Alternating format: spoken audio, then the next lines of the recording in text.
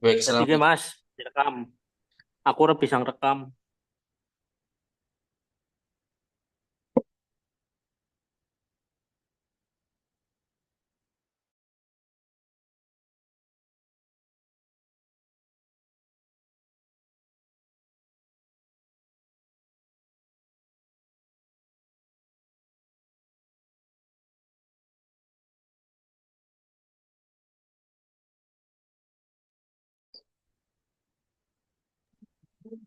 Baik, izin Bapak Ibu, apakah sudah terlihat?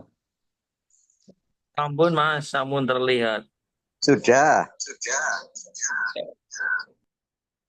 Baik, Bismillahirrahmanirrahim. Assalamualaikum warahmatullahi wabarakatuh. Salam warahmatullahi wabarakatuh.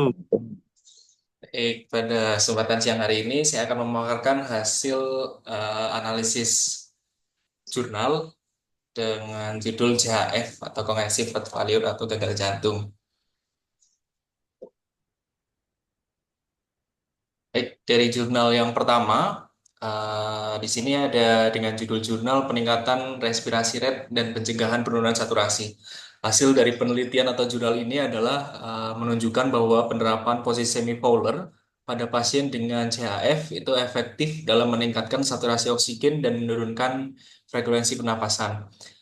Setelah dilakukan intervensi selama 3 hari, terdapat perbaikan kondisi pasien, termasuk penurunan keluhan sesak napas dan peningkatan toleransi aktivitas saturasi oksigen meningkat dari 92% menjadi 94% pada sudut 30 derajat dan dari 98% menjadi 100% sudut 45 derajat. Jurnal ini memiliki persamaan atau kesamaan dengan jurnal sebelumnya, yaitu berdasarkan informasi yang diberikan, penelitian ini menunjukkan kesamaan dengan penelitian sebelumnya dalam hal efektivitas posisi semi-fowler dalam meningkatkan saturasi oksigen dan menurunkan frekuensi pernapasan pada pasien CHF. Penelitian sebelumnya juga mencatat bahwa posisi semi-fowler memberikan kenyamanan lebih bagi pasien dan berkontribusi pada peningkatan saturasi oksigen meskipun tetap didukung oleh terapi oksigen. Kemudian perbedaan dengan penelitian sebelumnya itu terletak pada fokus dan hasil yang lebih spesifik. Penelitian ini menekankan pada penerapan posisi semipolar pada sudut atau dengan sudut 30 derajat dan 45 derajat serta menunjukkan peningkatan saturasi oksigen dari 92% menjadi 94% dan dari 98% menjadi 100% setelah intervensi, serta penurunan frekuensi pernapasan. Sementara itu, penelitian sebelumnya mencatat bahwa posisi semipolar itu memberikan kenyamanan lebih bagi pasien dan meningkatkan saturasi oksigen sebesar 2%, tapi tidak menyebutkan hasil spesifik terkait frekuensi pernapasan. Untuk jurnal yang kedua, yaitu tentang studi literatur penerapan teknik relaksasi napas dalam terhadap penurunan skala nyeri pada nyeri dada akut pada pasien dengan CHF. Hasil penelitiannya menunjukkan bahwa penerapan teknik relaksasi napas dalam mampu menurunkan skala nyeri dada pada pasien dengan CHF. Setelah penerapan teknik ini, selama beberapa hari, skala nyeri pasien menurun secara signifikan dengan evaluasi menunjukkan bahwa skala nyeri berkurang dari 6 menjadi 5 pada salah satu klien. Skala selain itu, terdapat 5 artikel yang relevan dan mendukung efektivitas teknik ini dalam mengurangi nyeri dada akut. Adapun persamaan dengan penelitian sebelumnya, yaitu bahwa penerapan teknik relaksasi napas dalam juga menunjukkan efektivitas dalam mengurangi nyeri dada pada pasien CHF. Penelitian ini mendukung hasil yang telah ada sebelumnya, di mana teknik relaksasi dapat membantu menurunkan skala nyeri dada secara signifikan, seperti yang telah dilaporkan dalam 5 artikel yang relevan.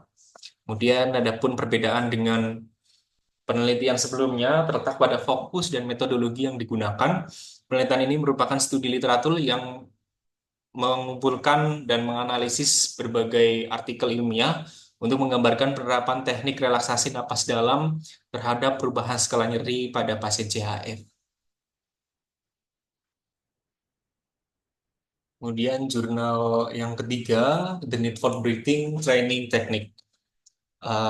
Ini penelitian oleh Margali pada tahun 2022 menunjukkan bahwa penambahan latihan pernapasan pada program rehabilitasi jantung standar untuk pasien gagal jantung atau CHF dan gejala pernapasan memberikan perbaikan signifikan dalam berbagai parameter. Terdapat peningkatan dalam variabilitas detak jantung istirahat, tekanan darah, serta parameter kardiopulmoner seperti V2 max dan ambang anaerobik pada kelompok yang mendapatkan pelatihan otot inovasi. Selain itu, terdapat perbedaan yang signifikan dalam nilai maksimal inspirasi tekanan dan rating of range expression. Sama dengan jurnal sebelumnya, menunjukkan ya sebelumnya yang dilakukan oleh Sadek, di mana keduanya mengindikasikan bahwa pelatihan otot inspirasi (IMT) dapat berfungsi sebagai terapi tambahan untuk pasien dengan gagal jantung kronis. Kemudian untuk perbedaannya antara penelitian yang sekarang dengan penelitian yang sebelumnya itu terletak pada hasil peningkatan kekuatan otot inspirasi. Sadek melaporkan peningkatan sebesar 62% setelah 12 minggu, sedangkan penelitian yang sekarang melaporkan peningkatan sebesar 20,6% dalam studi mereka. Kemudian untuk jurnal yang keempat, ini mengenai evaluating frozen strawberry as a strategy for dose management in patient with CHF. Dalam penelitian ini hasilnya menunjukkan bahwa stroberi beku secara statistik efektif dalam mengurangi intensitas rasa haus pada pasien CHF. Rata-rata skor intensitas haus pada kelompok intervensinya adalah 4,44, sedangkan pada kelompok kontrol adalah 2,35. Kemudian penelitian ini memiliki kesamaan dengan penelitian sebelumnya dalam hal fokus pasien CHF dan pengaruh rasa haus terhadap kepatuhan pasien terhadap pembatasan cairan. Untuk perbedaannya sendiri, penelitian ini menggunakan stroberi beku sebagai intervensi untuk mengurangi rasa haus pada pasien CHF. Kemudian untuk penelitian sebelumnya mungkin tidak mengeksplorasi penggunaan makanan atau buah tertentu sebagai strategi intervensinya.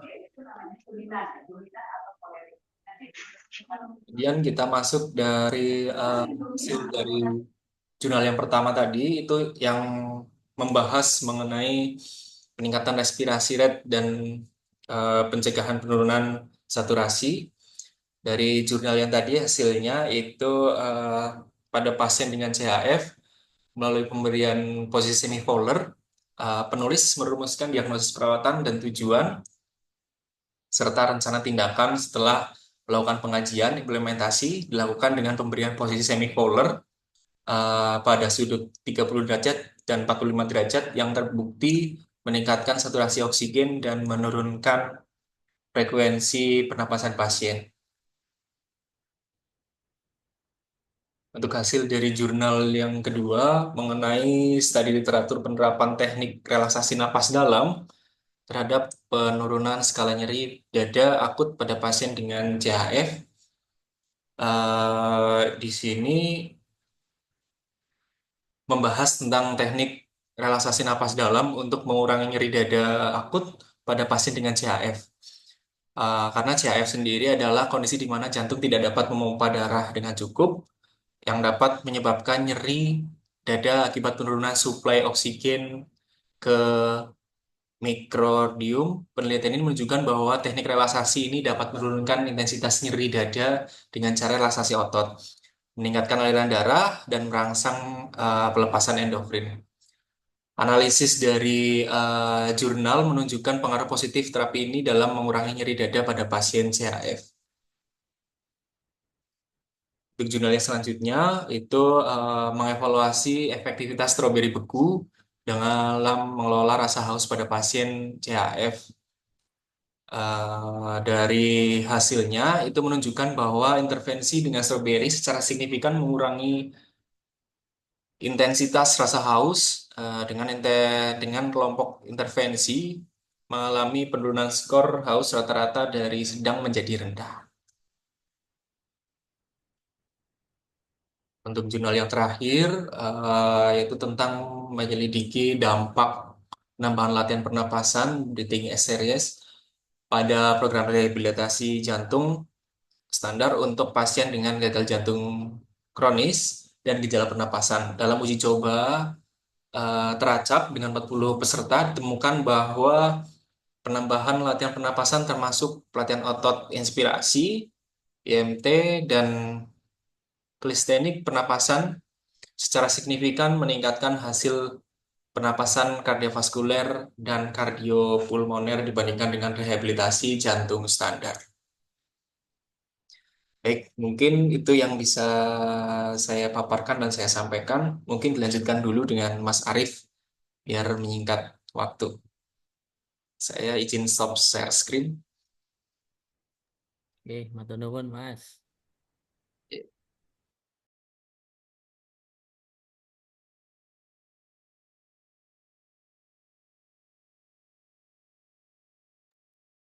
Bisa di-accept, Mas? Oke, sudah Mas. Ya, terima kasih.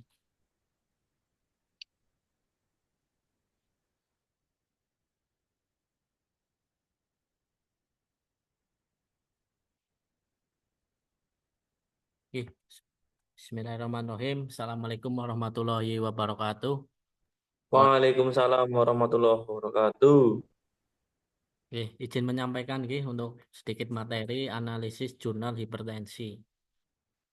Ini kita ambil 4 jurnal. Nah, kita dibikinkan resume, terus dianalisis dengan metode PICOT. Nah, ini untuk jurnal pertama, Jurnal pertama ini judulnya satu, pengaruh pemberian terapi musik klasik terhadap perubahan tekanan darah pada pasien hipertensi. Jalan boten nggih? Boten jalan, Mas. Boten jalan. Boten, Ya, Boten. ya. Mendel. Niki mpun, Mas. Nah, sampun, sampun. Oh, analis pikot membuat kalau PPT. Ya. Kalau ini kelihatan Oh, udah screenshot. Wis. Kelihatan kecil.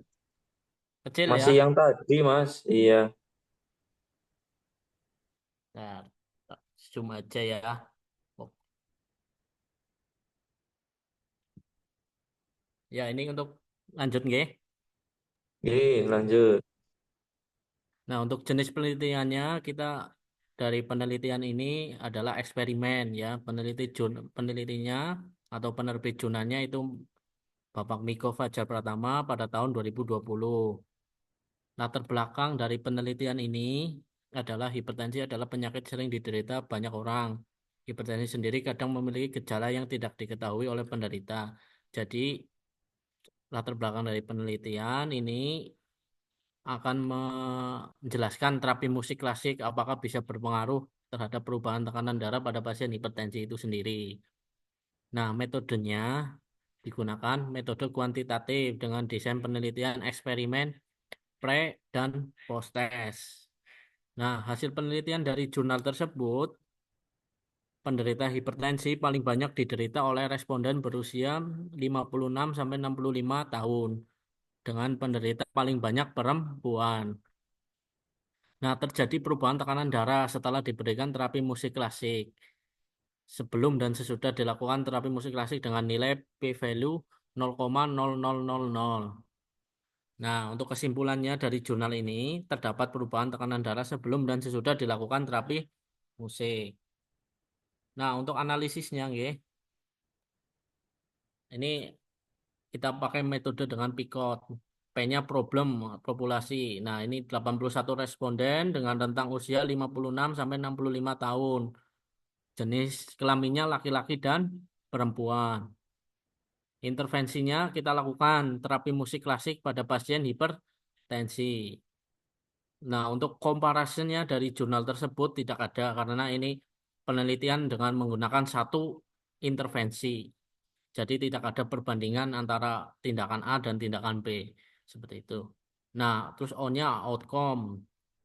Penderita hipertensi paling banyak diderita oleh responden berusia 56 sampai 65 tahun dengan penderita paling banyak perempuan. Nah, berarti hasil penelitiannya ini paling banyak perempuan. Terjadi perubahan tekanan darah tadi ya sebelum dan sesudah dilakukan terapi musik klasik dengan nilai p-value 0,000. Nah, terus T-nya time of frame, waktu penelitian atau waktu tindakan intervensi itu dilakukan. Treatment dilakukan setelah pengukuran tekanan darah awal dan dievaluasi ketika sudah dilakukan terapi musik klasik. Jadi dilakukan pengukuran tekanan darah dulu, lalu dilakukan terapi musik dan dicek lagi apakah ada penurunan tekanan darah. Terus kelebihan dari jurnal ini, jurnal penelitian ini, yang pertama tujuan penelitian sudah sesuai dengan jurnal. Jadi judulnya sudah sesuai dengan isinya, metodenya, dan semuanya. Pembahasan sudah sesuai dengan metode yang digunakan. Dan yang ketiga, hasil penelitian dipaparkan secara lengkap, walaupun masih ada yang kurang. Nah, tadi terus kekurangannya tidak dijelaskan secara spesifik jumlah yang terpengaruh terapi musik. Hanya dijelaskan dengan nilai p-value 0,00. Nah, itu jurnal pertama ya. Terus jurnal kedua. Judulnya ini dengan pengaruh pijat refleksi kaki terhadap penurunan tekanan darah pada penderita hipertensi di Kecamatan Medan Tuntungan tahun 2020. Jenis penelitian eksperimen. Peneliti jurnal L. Priska Sihotang tahun 2020. Latar belakangnya sama seperti tadi di jurnal yang pertama, adalah penyakit yang sering diderita. Banyak orang sendiri kadang memiliki gejala yang tidak diketahui oleh penderita. Nah, ini peneliti ingin melakukan terapi non-farmakologis berupa pijat refleksi kaki untuk menurunkan tekanan darah pada pasien hipertensi dengan pemijatan di titik-titik tertentu. Tujuannya juga tadi sama ya, bagaimana sih pengaruh pijat refleksi terhadap perubahan tekanan darah? Metodenya juga sama dengan eksperimen pre dan post test. Hasil penelitiannya, penelitian dilakukan mulai Agustus 2020, melibatkan 10 orang saja responden yang terdiri dari satu kelompok intervensi. Penderita hipertensi paling banyak diderita oleh responden berusia 35 sampai 50 tahun. Dengan penderita paling banyak 3/4 perempuan. Jadi 10 orang itu dari rentang usia 35 sampai 50 tahun dengan penderita paling banyak 3/4 perempuan. Berarti 10 orang 3/4-nya adalah perempuan. Terus dilakukan pijat refleksi. Terjadi perubahan tekanan darah sebelum dan sesudah dilakukan terapi pijat refleksi. Dengan nilai 80% responden turun ke klasifikasi normal, 10% ke klasifikasi ringan, dan 10% ke klasifikasi sedang. Sebelum dilakukan pijat refleksi, 80% responden menderita hipertensi ringan. Terus analisa jurnal menurut Picot. Tadi problemnya 10 responden dengan rentang usia 35 sampai 50 tahun. Intervensinya terapi pijat refleksi pada sistem hipertensi. Komparasinya tidak ada perbandingan. Terus outcome hasil yang ditemukan sebelum dilakukan pijat refleksi tadi ya. 80% responden menderita hipertensi ringan dan sesudah tindakan pijat refleksi kaki menjadi 80% tekanan darahnya normal. Time of frame, treatment dilakukan setelah pengukuran tekanan darah awal dan dievaluasi ketika sudah dilakukan terapi pijat refleksi. Kelebihannya tadi tujuan penelitian sudah sesuai dengan jurnal. Pembahasan sudah sesuai dengan metode yang digunakan. Terus hasil penelitian menjelaskannya dengan rasio persen. Kekurangannya tidak dijelaskan secara spesifik jumlah responden yang terpengaruh terapi pijat refleksi. Tidak dijelaskan tadi di atas di hasil penelitiannya. Terus jurnal yang ketiga, terapi relaksasi nafas dalam berpengaruh terhadap pasien lansia dengan hipertensi. Tadi jenis penelitiannya ada sama eksperimen ya. Penelitinya Sri Nur Hartiningsih, Eka Oktavianto, Ana Nur Hikmawati pada tahun 2021. Hipertensi merupakan salah satu tadi ya, latar belakangnya sama seperti yang jurnal yang tadi. Cuma penata laksananya ini berbeda. yaitu dengan relaksasi nafas dalam. Terus tujuan penelitiannya bagaimana pengaruhnya tadi relaksasi nafas dalam terhadap perubahan tekanan darah. Metodenya juga sama dengan jurnal-jurnal sebelumnya, dengan penelitian eksperimen dan pre dan post. Nah, hasil penelitiannya ini yang berbeda. Populasinya ada di lansia yang aktif di Posyandu lansia Pisang Mas Panda berjumlah 53 responden. Diambil dengan purpose sampling berjumlah 27 responden. Teknik dilaksanakan selama 4 hari, kemudian diukur tekanan darah post-test. Nah, hasilnya menunjukkan penurunan tekanan darah pada responden setelah dilakukan terapi relaksasi nafas dalam, rata-rata sistol 8,81 mmHg dan rata-rata diastol 5,44 mmHg. Kesimpulannya, terdapat pengaruh relaksasi nafas dalam terhadap penurunan tekanan darah. Analisisnya, menurut Bicott, problem populasi responden berjumlah 27 orang dengan rentang usia 60-70 tahun. Tidak ada kendala untuk pengkajiannya. Intervensinya terapi relaksasi nafas dalam pasien hipertensi. Komparasinya nggak ada ya, nggak ada perbandingannya di penelitian ini. Terus sebelum dilakukan relaksasi nafas dalam, tekanan sistolik rata-rata 149 dan seterusnya, ini hasilnya. Terus treatment dilakukan setelah pengukuran tekanan darah awal dan dievaluasi ketika sudah dilakukan terapi relaksasi nafas dalam. Tujuannya sudah sesuai, kelebihannya pembahasan sudah sesuai, cuma tidak dijelaskan secara spesifik. Terus yang terakhir, jurnal terakhir, efek relaksasi genggam jari pada pasien hipertensi. Nah, ini penelitiannya ini ya. Hasil penelitiannya, populasi pada penelitian ini berjumlah 52 responden dengan teknik purposive sampling. Pemberian intervensi dilakukan selama 30 menit. Nah, setelah dilakukan tindakan intervensi, rata-rata seperti ini. 154/93 dan setelah dilakukan menurun jadi 144/88. Respondennya ini lebih banyak dan terapi relaksasi nafas dalam pada pasien hipertensi. Terus tekanan darahnya pre dan ini menurun ya, cenderung menurun walaupun tidak banyak. Berarti memang ada pengaruhnya. Nah, ya, mungkin sekian ya dari saya. Kembali ke Mas Denny. Terima kasih Mas Arief. Mungkin rekan-rekan ada lagi yang mau presentasi? Mbak Ana tadi mana Mbak Ana? Mbak Ana kayaknya belum masuk ke. Baik, mungkin ada yang mau ditanyakan dulu, teman-teman?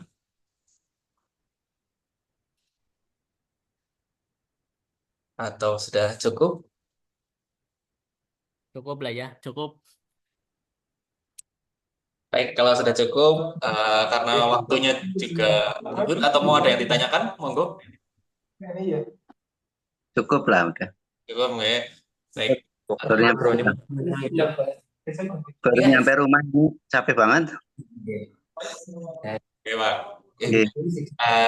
Terima kasih rekan-rekan atas waktunya. Paparan dari saya dan Mas Arief dapat sedikit menambah ilmu dan sharing bagi kita. Terima kasih atas waktunya. Selamat melanjutkan aktivitas selanjutnya. Wassalamualaikum warahmatullahi wabarakatuh. Waalaikumsalam Waalaikumsalam warahmatullahi wabarakatuh. Terima kasih Mas Arief. Ini Denny, terima kasih.